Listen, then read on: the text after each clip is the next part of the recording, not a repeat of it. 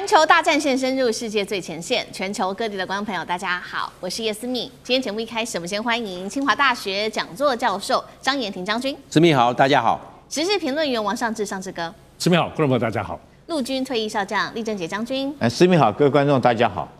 好，觀眾朋友趕快來看到川普炸橋，希望能夠逼退伊朗。那麼另外一方面，伊朗則是反手開始猛攻擊美國在中東的許多地方，包括13個美軍基地因此癱瘓。今天還會關心到，包括了甲骨文也遇襲了，美國使館則是趕着說趕快撤離吧。今天就這些議題，我們會一起來做關心。好，大家還記得嗎？昨天在台灣時間的這個早上9點，川普還一直說了勝利了，但是結果不到24小時，他立刻是發布了最新的影片，慶祝美軍摧毀了伊朗的關鍵交通的命脈，也就是伊朗的 B1 大橋。我們先來看一段現場的最新畫面。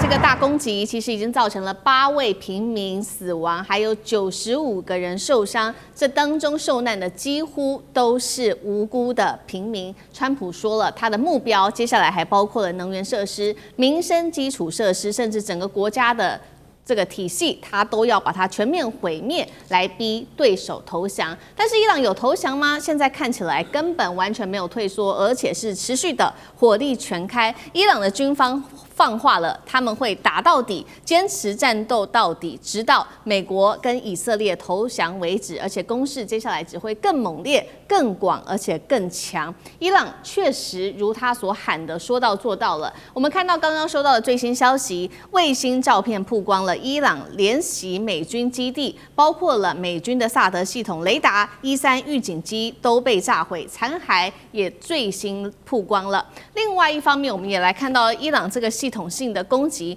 包括了非常多個點。我們先來看到它的報復，確實現在竟然還是升級的。真實承諾4進入到第90、第91波行動了，打擊以色列的軍事基地、它的軍工設施。革命衛隊直接宣布了，在加茲溫的上空擊落了一架敵軍。另外來看到的是打擊範圍更廣了，除了以色列之外，還有許多的海灣國家。以色列的主要城市持續的，還有它的武器工廠都受到攻擊。阿布達比美國的鋼鐵公司也受到攻擊，在巴林的鋁業基地、亞馬遜在巴林的資料中心，跟杜拜在甲骨文的資料中心等等，都受到了攻擊。再來就是伊朗還聯合了包括也門胡塞組織跟親伊朗的民兵，針對以色列特拉維夫做飛彈、導彈的攻擊之外，還持續的攻擊24小時到48小時內持續的攻擊巴格達等等的地區。這場戰爭打到現在，看起來已經變成耐力戰，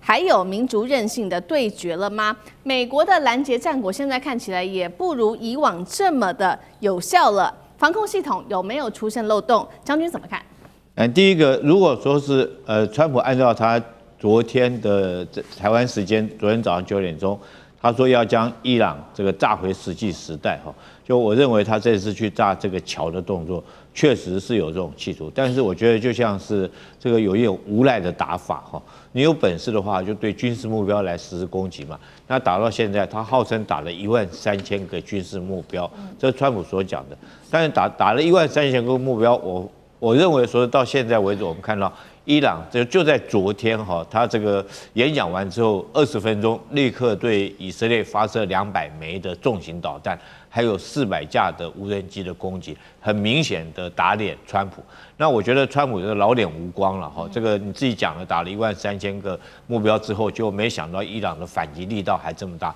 證明這個伊朗現在它的有生戰力，也就是它的導彈跟無人機保存的狀況來講的話，還是很好，只是說還剩多少我們不曉得哈。那美國可能也不知道，所以我覺得今天川普去炸這個橋，有一點像是誣賴哈，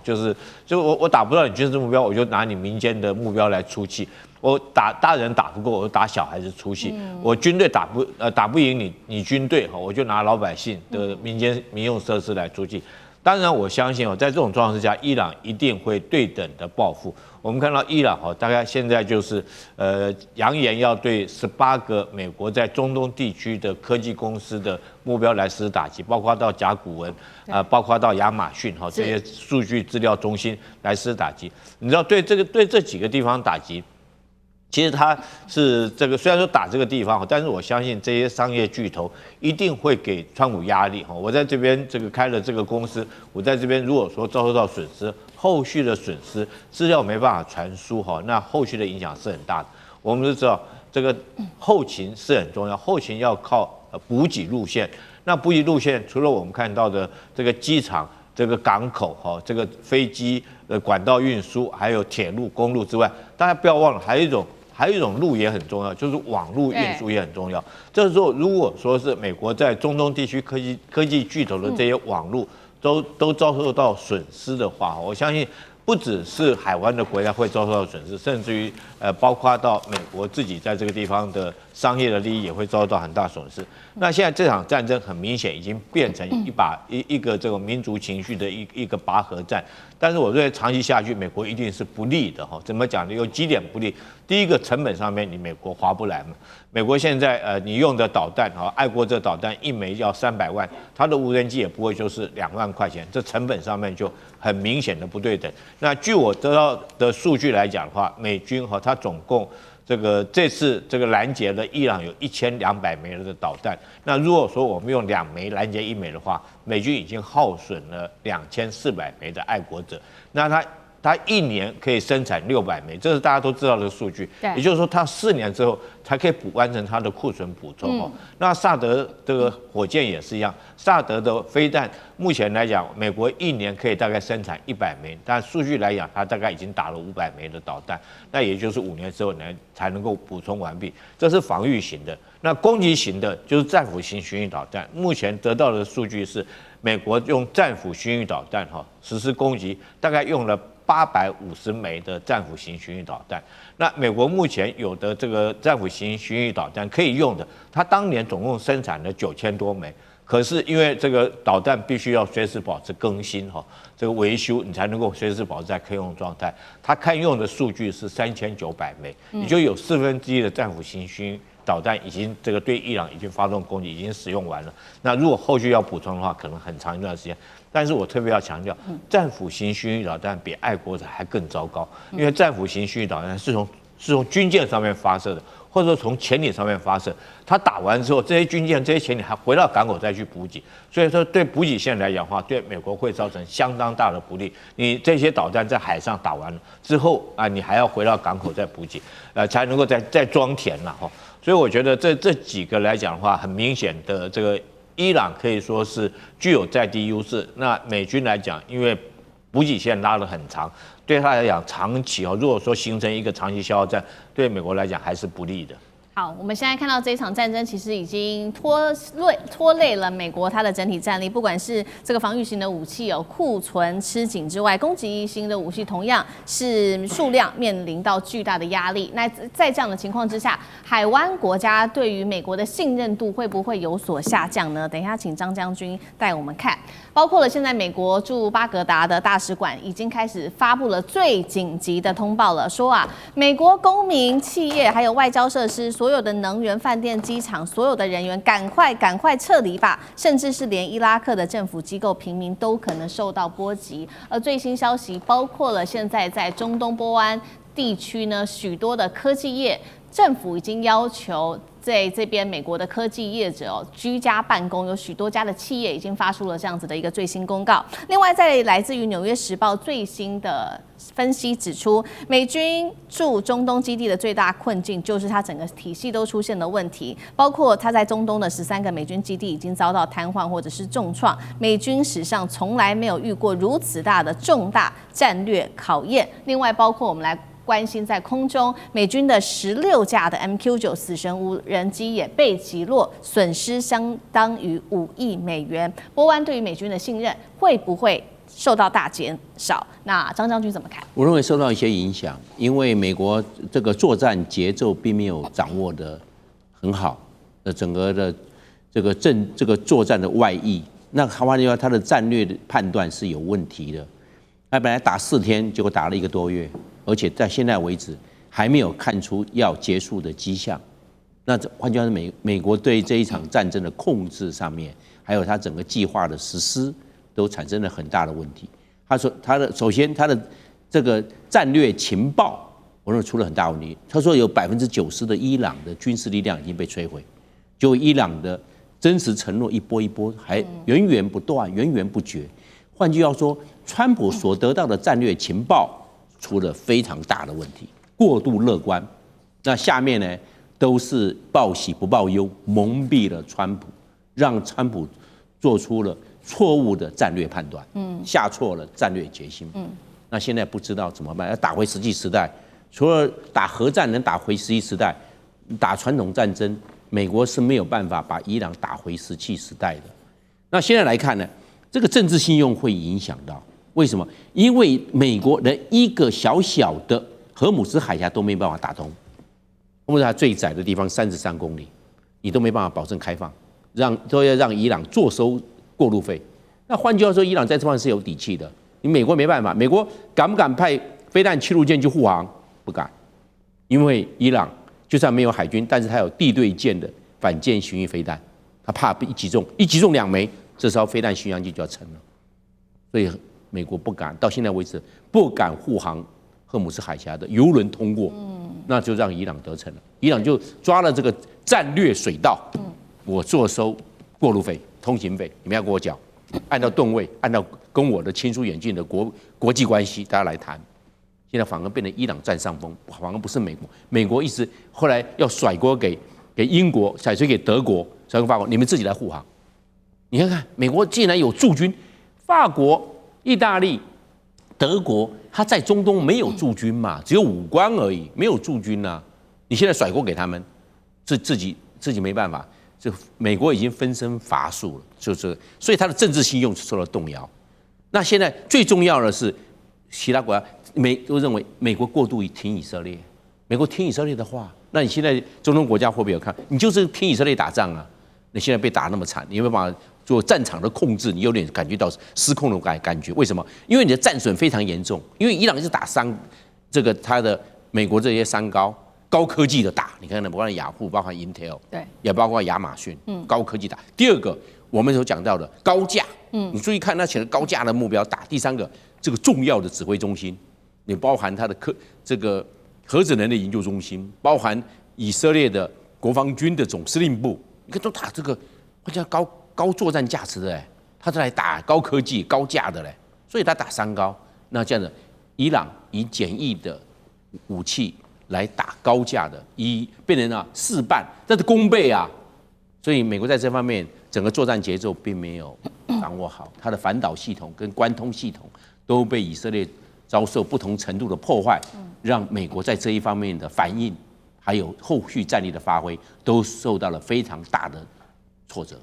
好，美國的情報現在得知情報的效果不佳，那反倒是我們看到伊朗现在實施的精準打擊，都是打這些將軍提到的這些高價值的目標。那包括使用飛彈之外，還有包括了無人機。現在傳出來說，尤其這些無人機可以源源不絕，就是因為它的零件來自於中國大陸跟香港等等的企業嗎？而且在運送的過程當中，其實會經過很多的地方，包括了土耳其、印度，還有中亞地區、越南、哥斯大黎加等等，甚至是阿聯酋。代表換句話說，已經變成了一場全球供應鏈戰，讓伊朗可以這樣子打持久戰嗎？再來就是說，媒體也點出了伊朗它其他的重要5大的底牌當中，包括第一個，它是低成本武器消耗高端的裝備；第二個，確實民主國家嘛，川普現在面臨的就是政治的壓力，其中選舉跟彈劾的風險；再來就是民族主義革命衛隊的意志堅強；再來是第4個，地下分散的軍工體系讓伊朗有源源不絕的導彈，跟最後一個，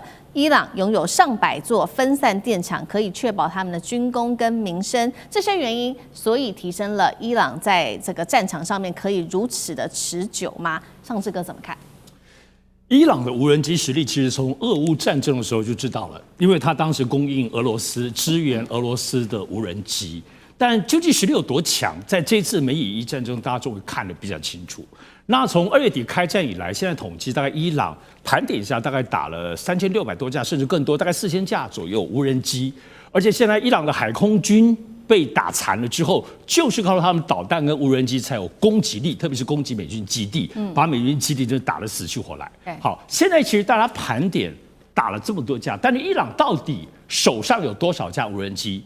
那早先大家都說伊朗可能有10萬架。而且這裡頭大家已經看到，伊朗自己研發的這個薩赫德或者見證者136是真的蠻厲害的哦，它的攻擊力真的很強。那但是這裡頭大家還注意到，伊朗的生產力預估他們1個月可以生產1萬架，而且現在伊朗生產了大概有40多種無人機，所以看起來伊朗在生產無人機方面很厲害，所以難怪美國情報系統就在追。伊朗，你好吧，你能夠生產這麼多，但你的零組件從哪裡來？你能生產這些零組件嗎？沒有，所以零組件當然絕大多數從中國來採購。所以這是美國情報系統在追的過程裡發現，它就是在香港，認為說是由伊朗事實上在香港設立一個外界不知道的一個公司。那我透過這個公司在香港對於中國大陸，尤其是天津這個系統去採購很多無人機的各種的零件。那現在採購到多少跟具體的數字不知道，但是美國情報系統你找到這個渠道應該是有的，而且這個渠道當中可能採購，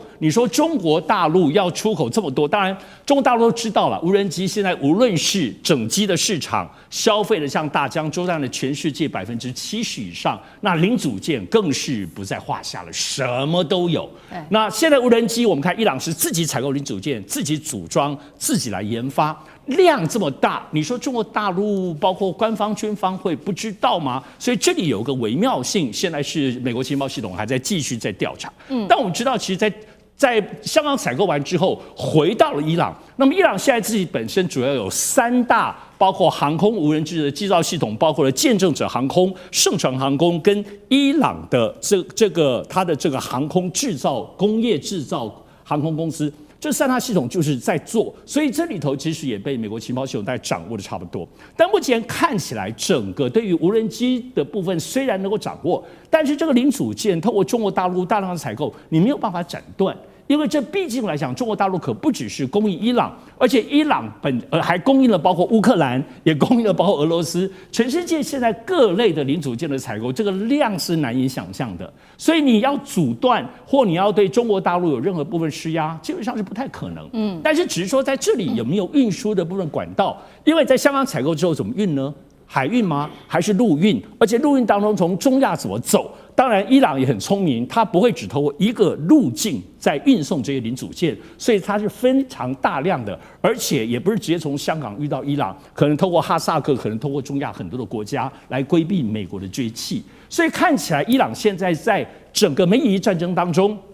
有非常多厲害的無人機。但背後整個在我們講這個軍事產業供應鏈，它不像美國有這個軍火商軍工業，但是他們為了要供應，讓自己擁有非常強大，剛剛講10萬架現在手上的這個存量哦，而且還要繼續每個月1萬架的繼續的生產，所以伊朗這個部分底氣還是來自於現在目前還沒有完全被掌握的這個由零組件香港、中國多陸甚至海陸輾轉運送到伊朗這個過程，目前還沒有被掌握，也還沒有被破獲。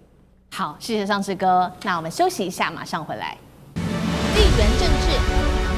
美中之爭、戰略價值、強權崛起、小國生存，現在與未來洞悉事件走向，掌握世界脈動，全球觀點盡在環球大戰線。